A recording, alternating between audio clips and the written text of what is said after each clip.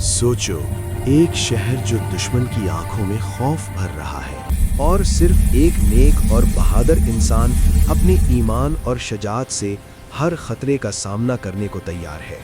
یہ تھا غزوہ خندق کا منظر اور حضرت علی رضی اللہ عنہ کی بے مثال بہادری۔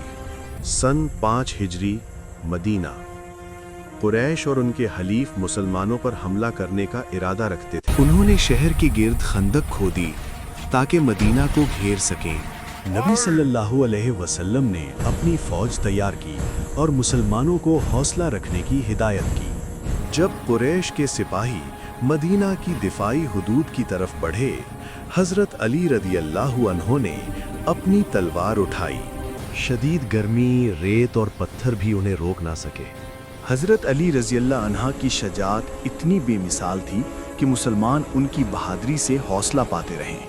انہوں نے قریش کے سپاہیوں کو شکست دینے میں اہم کردار ادا کیا۔ نبی صلی اللہ علیہ وسلم نے حضرت علی رضی اللہ عنہ کی قربانی اور حوصلے کو دیکھ کر مسلمانوں کا حوصلہ بڑھایا۔ یہ محض جنگ نہیں تھی، بلکہ ایمان اور اللہ پر یقین کا ثبوت تھا۔ خندق کی لڑائی میں حضرت علی رضی اللہ عنہ کی بہادری نے مسلمانوں کو دکھایا کہ جب اللہ کا ساتھ ہو تو کوئی دشمن سر نہیں اٹھا سکتا۔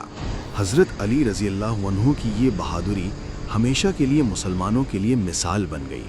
حوصلے، شجاعت اور ایمان کا کامل امتزاج۔